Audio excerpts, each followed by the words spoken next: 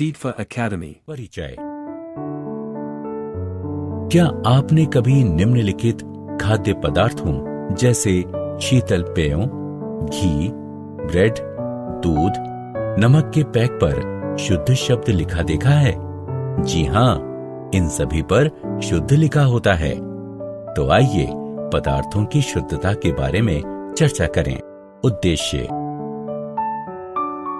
इस पाठ के अंत में आप निम्न करने में सक्षम हो जाएंगे: मिश्रणों के वर्गीकरण के बारे में जानना, मिश्रणों और शुद्ध पदार्थों के गुण धर्मों को पहचानना, किसी विलयन की सांद्रता को समझना, मिश्रणों और शुद्ध पदार्थों में अंतर को पहचानना, निलंबन और कोलाइडल के गुण धर्मों को पहचानना, मिश्रणों के अवयवों को वाष्पीकरण, अपकेंद्रण तथा निस्तारण द्वारा पृथक करना। मिश्रणों का वर्गीकरण। रासायनिक संगठन के आधार पर पदार्थों को दो प्रकारों में वर्गीकृत किया जा सकता है। पदार्थ शुद्ध पदार्थ या मिश्रण होते हैं। शुद्ध पदार्थ दो प्रकार के होते हैं। शुद्ध पदार्थ तत्व और यौगिक होते हैं। मिश्रण दो प्रकार के होते हैं। मिश्रण समांगी और विषमांगी होते हैं। शुद्ध पदार्थ और मिश्रण। शुद्ध पदार्थ वो पदार्थ होता है जिसमें केवल एक प्रकार का पदार्थ यानी तत्व अथवा यौगिक होता है। उदाहरणार्थ आयरन, कॉपर, हाइड्रोजन, जल इत्यादि।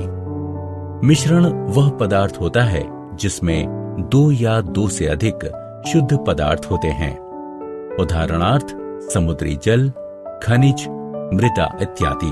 शुद्ध पदार्थों एवं मिश्रणों में अंतर। आइए अब एक नजर शुद्ध पदार्थ और मिश्रण के भेदों पर डालते हैं। शुद्ध पदार्थ, मिश्रण।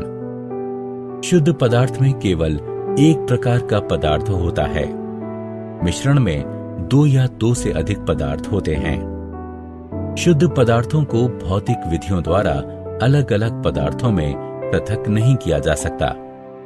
मिश्रण को भौतिक विधियों द्वारा इसके अवयवों में पृथक किया जा सकता है। शुद्ध पदार्थों के अपने निश्चित गुण धर्म होते हैं। मिश्रण अपने अवयवों के गुण धर्मों को दर्शाता है। मिश्रणों के प्रकार। समांगी मिश्रण। यह एक समान संगठन वाला मिश्रण होता है। इस मिश्रण के कण नग्न आंखों से नहीं देखे जा सकते। उदाहरण शर्करा का जलीय मिश्रण, नमक का जलीय मिश्रण, कॉपर सल्फेट का जलीय मिश्रण। विषमांगी मिश्रण। यह असमान संगठन वाला मिश्रण होता है। इसके कण नग्न आंखों से देखे जा सकते हैं। उदाहरण नमक और रेत का मिश्रण, कॉपर और लोहे के बुरादे का मिश्रण, तेल और जल का मिश्रण। विलयन और इसके गुण धर्म। विलयन दो या दो से अधिक पदार्थों का समांगी मिश्रण होता है। विलायक और विलय विलयन के दो प्रमुख अवयव होते हैं। वह अवयव जो अधिक मात्रा में है वह विलायक है और वह अवयव जो कम मात्रा में है वो विलय है। जल में नमक का विलयन, जल में शर्करा का विलयन, जल में आयोडीन यानी टिंचर आयोडीन तथा सोडा वाटर आदि विलयन हैं। कोलाइडल विलयन। कोलाइडल विलयन दो या दो से अधिक पदार्थों का विषमांगी मिश्रण होता है। उदाहरणार्थ जल में स्टार्च का मिश्रण, अंडे की अल्बुमिन का जल में मिश्रण, दूध, धूल या धुएं से युक्त वायु। कोलाइडल विलयन के गुण धर्म। कोलाइडल विलयन एक विषमांगी मिश्रण होता है। इसमें उपस्थित कणों को नग्न आंखों से नहीं देखा जा सकता। विलय के कणों को छानकर अलग नहीं किया जा सकता। विलय के कण तल पर नहीं बैठते तथा विलयन स्थायी होता है। विलयन के कण विलयन से गुजरने वाली प्रकाश की किरण को फैला देते हैं और इनसे गुजरने वाले प्रकाश के मार्ग को देखा जा सकता है। निलंबन और इसके गुण धर्म। निलंबन दो या दो से अधिक पदार्थों का विषमांगी मिश्रण होता है। उदाहरणार्थ, जल और रेत का मिश्रण, पिसे हुए चौक और जल का मिश्रण, कोलगेट इत्यादि। इसमें उपस्थित कणों को नग्न आंखों से देखा जा सकता है। इसके कण तल पर बैठते जाते हैं तथा विलयन अस्थायी होता है। इसके कण विलयन से गुजरने वाली प्रकाश की किरण को फैला देते हैं और इनसे गुजरने वाले प्रकाश के मार्ग को देखा जा सकता है। टिंडल प्रभाव।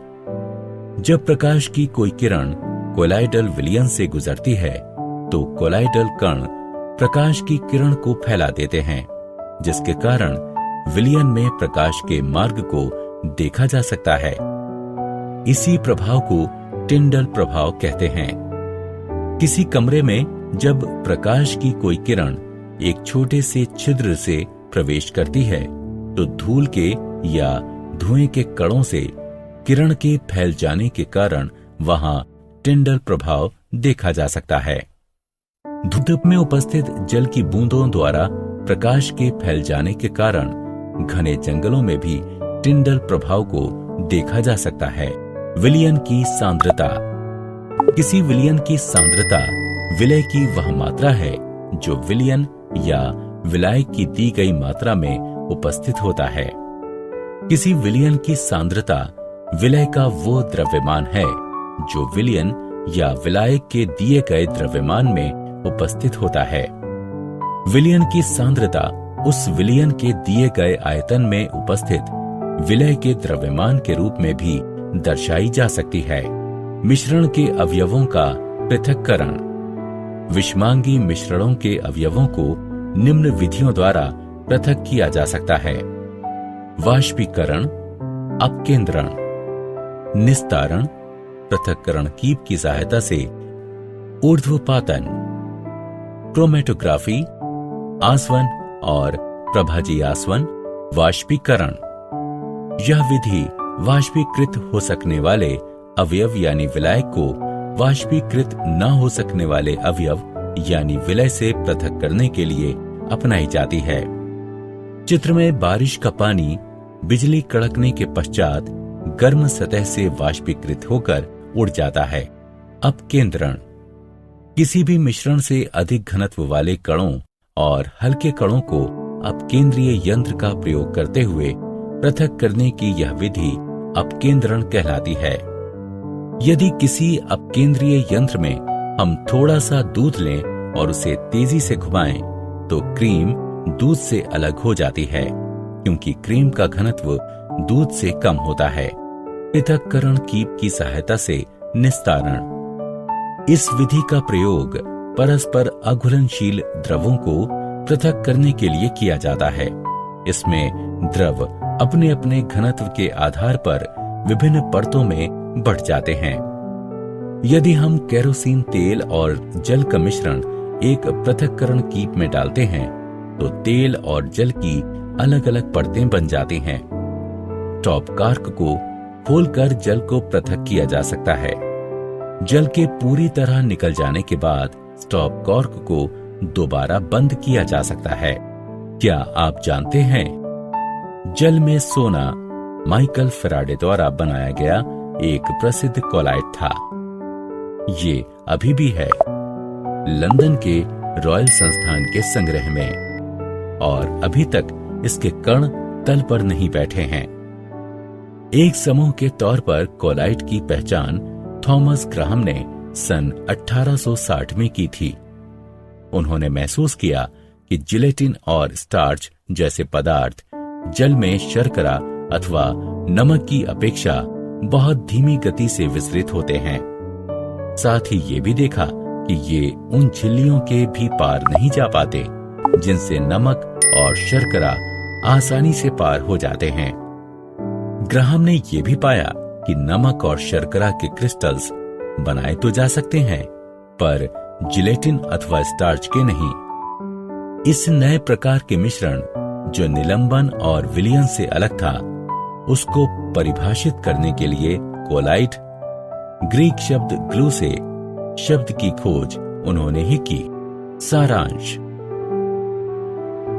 आइए हमने जो कुछ सीखा है उसे संक्षेप में दोहराएं। एक मिश्रण में एक से अधिक पदार्थ, तत्व अथवा यौगिक अनिश्चित अनुपात में होते हैं। विलयन 2 या 2 से अधिक पदार्थों का समांगी मिश्रण होता है। वे पदार्थ निलंबन बनाते हैं जो किसी विलायक में अघुलनशील होते हैं तथा जिनके कण नग्न आंखों से देखे जा सकते हैं। निलंबन एक विषमांगी मिश्रण होता है।